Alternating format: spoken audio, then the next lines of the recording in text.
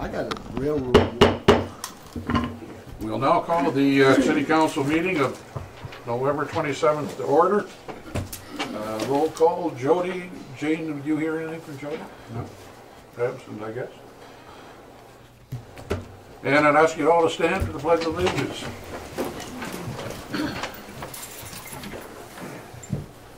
I pledge allegiance to the flag of the United States of America and to the republic for which it stands, one nation, under God, indivisible, with liberty and justice for all.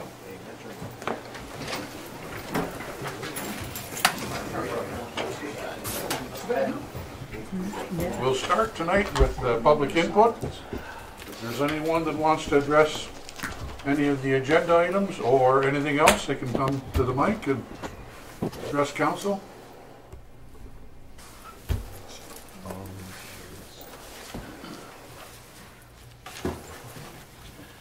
Do I have to state my name or? Yeah. Wilford Martin, 74 York Street, Caribou, Maine. And that's the reason I'm here. I've talked to the police chief, and I've talked to the highway department about getting some signage put up on York Street. There's a bunch of blind driveways there. People are driving as fast by my house as they drive down on Interstate 95. And when I try to get out of my yard, I'm almost run over. So is there anybody here that can direct me to where I have to go or what I have to do?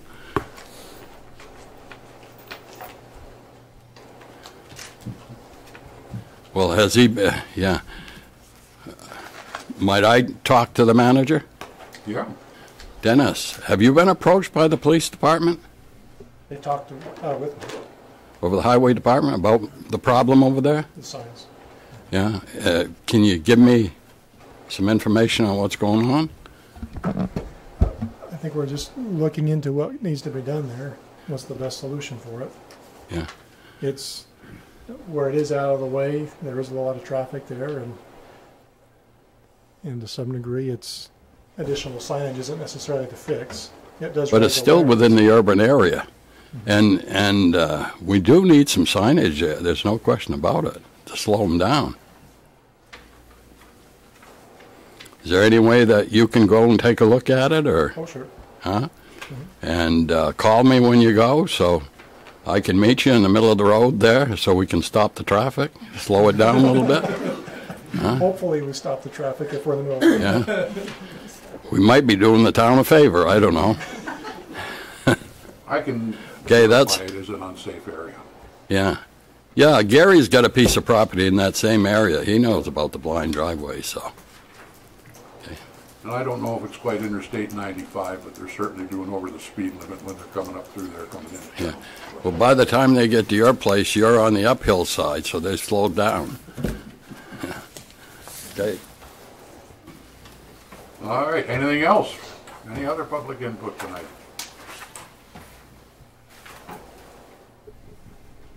Okay, any conflicts of interest with the council on any of tonight's agenda items? No?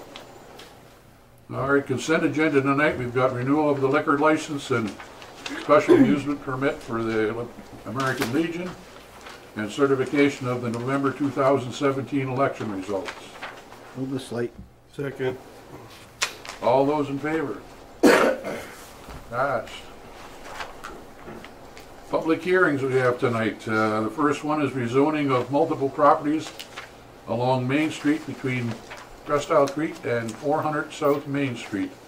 It's approximately 85 acres from commercial C2 to residential R3.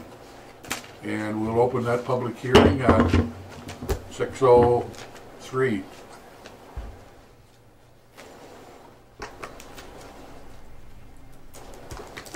Anyone here that wishes to speak to the rezoning?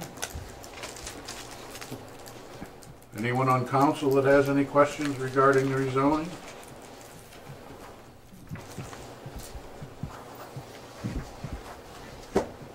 Nothing?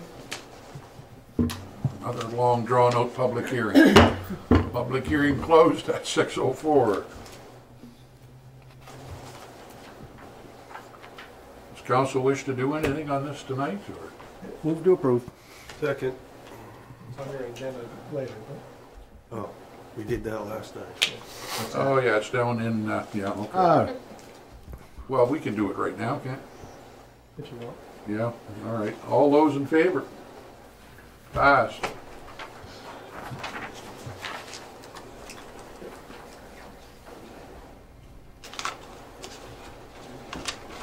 And rezoning of multiple properties between Collins Pond and Sincock Street. Approximately 17 acres from residential 1 to residential 2. And we'll open that public hearing at 6:05. Any comments from anyone here regarding that? Any comments from council?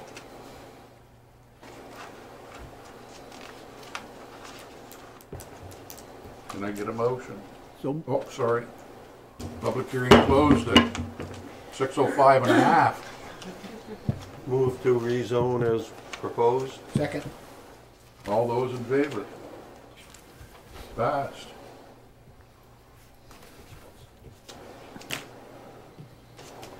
New business. We've done the rezoning on those two. We're ready to discussion of possible action regarding the interlocal agreement pertaining to the TriCommunity landfill. And everybody got a copy of the agreement. We had some discussion about it here at the last meeting, and Mr. Draper is here tonight if anyone has any questions regarding the agreement. Any questions from anyone on council? Could you summarize for the public what the agreement is? Well, I'll get Mr. Draper to do it since he's standing right here, so. Yes, good evening. Thank you for the opportunity. I'll give you a little bit more detailed proposal as to the proposal to merge the operations of Presque Isle Landfill and TriCommunity Landfill. A little background, if I may. I think I know you've been informed of a lot of this information that Mayor Aiken has provided to you, but little history and the reason why we got involved with this in the beginning. There's a recognition of TriCommunity Landfill and the city of Presque Isle that there's an abundance of landfill disposal capacity in Aroostook County. And there's a declining amount of waste that requires disposal at those landfills. So you have two facilities that have, a large amount of capacity, and both of them need more tonnage in order to be financially feasible. So we initially brought the idea forward back in, I think, June or July. Both entities have been working to finalize the agreement since then. A couple of specific things that have been addressed since that time were a specific operating plan now has been developed and unanimously approved by the Board of Directors, which would involve operating both landfills for a limited period of time, basically to use up the constructed capacity at the Presque Isle landfill. Then following that facility will be, the operations there will be shut down and all operations will be moved to Fort Fairfield at the TriCommunity landfill.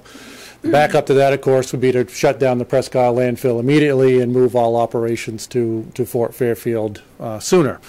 In either event, the users of TriCommunity landfill, the facility in Fort Fairfield, whether residential or commercial users, will see no changes. That's going to remain as it currently is, and we'll see no changes as a result of this merger.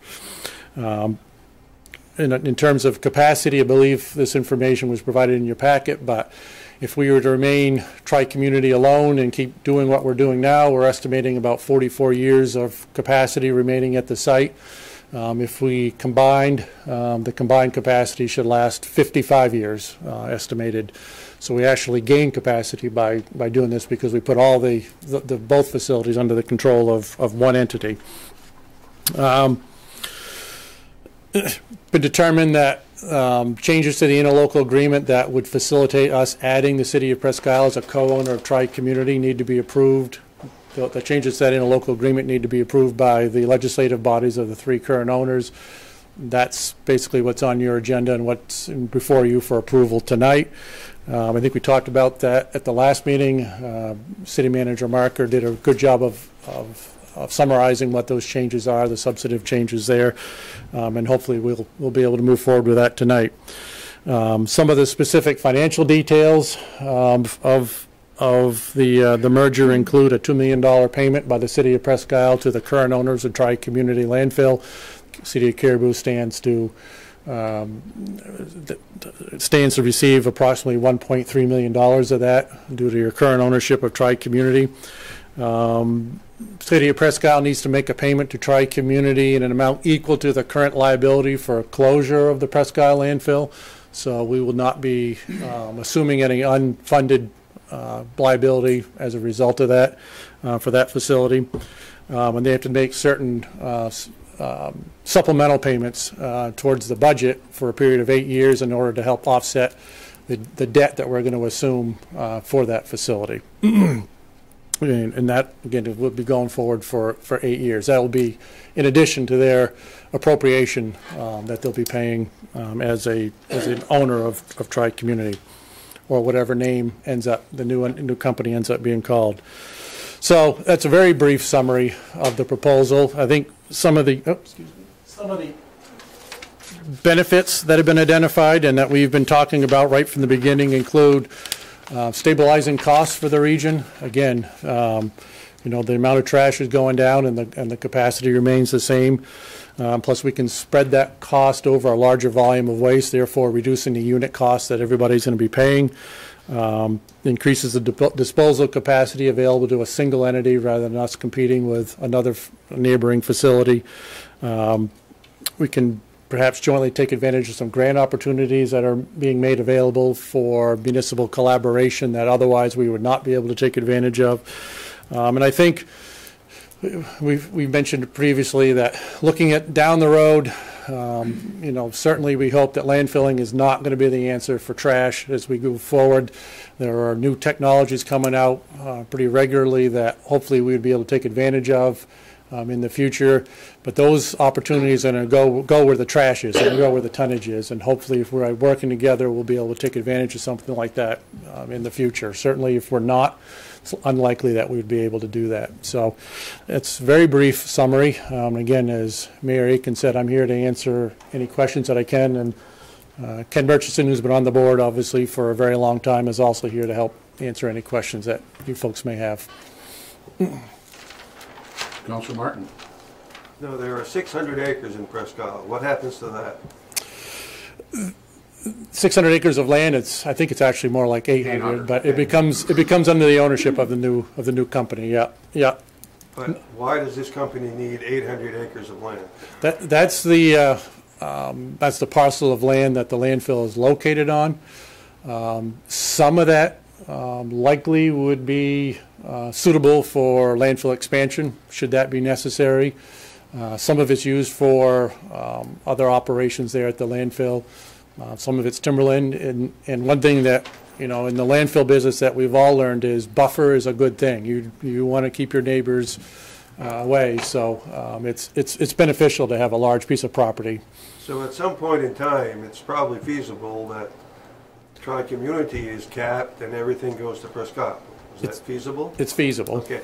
I'd like to see in the final agreement that no matter which outfit is being used, which place is being used, is that people that buy their ticket, their permit, yep, their permit would have a place to dump their garbage like they do now without having to go to Presque Isle, and the same for the Presque Isle people.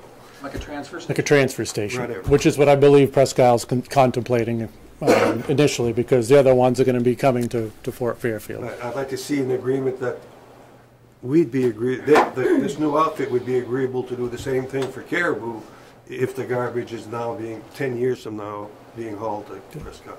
That's something we can take back to the board. Yep.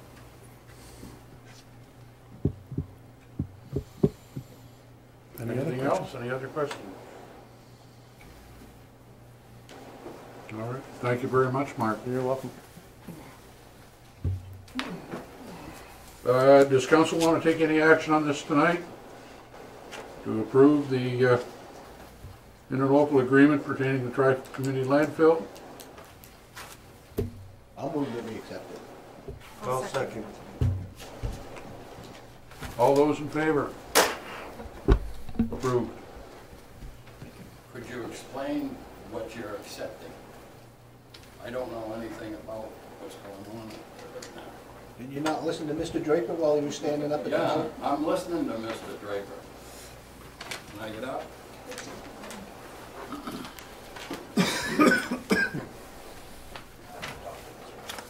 From what little I can gather, they're going to establish a separate corporation from the community out there. They're separate now. That's what they have now. It's a separation. It's, but they're now. How much is that corporation worth right now? TriCommunity is worth about $1 million. I mean, as far as the assessed value. How much have we got tied up in the tri-community over the years? How much is it really worth? What's the value of the tri-community?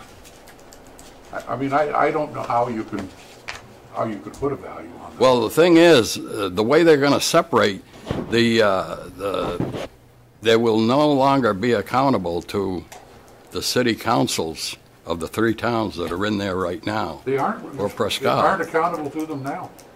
Well, they're still accountable to them. No, they aren't. They're part of the. You've got people on the board out there, haven't you? There's people on the board yeah, from well, each community, yeah. Then, And it'll still be the same thing when the two join together. yeah, Each community is still going to have people on the board. yeah. How much is Prescott going to pay towards their share of the tri-community that's already there, that's established? They're paying $2 million to the 3 existing communities. That's going to be $2 million in cash. Yeah. Okay. Well, I imagine Why are they'll be we buying taking check. I land? don't think they're gonna Why bring are we check. accepting land in Prescott? Why are they accepting land in Prescott? Why are they what? You just said they were accepting land in Prescott under this corporation. Both of the Prescott landfill didn't be owned by the new corporation. In See. addition to tri-community landfill. You're going to merge. Yeah. Both facilities. There's something I'm not quite understanding here.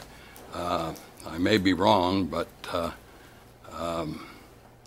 I still would like to see more before you. Of course, if you consider this already passed, that's fine. But What this does, Wilford, is we agree that they can continue with their discussions and come up with a plan and all, and then each individual community has to vote, and it has to be unanimous to finalize the deal or not. We didn't vote on the No, merger tonight. We just did. We voted on the interlocal agreement. Yeah. That's the only vote. Okay. so you just voted The board tonight. has to vote still. You just voted tonight to allow them to allow Prescott in, or Right, and Limestone and Ford have to do the same thing in order for it to come to but fruition. in order for them to be part of the corporation, you have to vote again, don't you? No. No. The board will, yeah. Okay, I can get, the information that I need then would be available through Mark here. Yeah. Yep. Yeah. Yeah, Absolutely. okay, Come see me. good enough. Yeah. That's all I want to know. All right.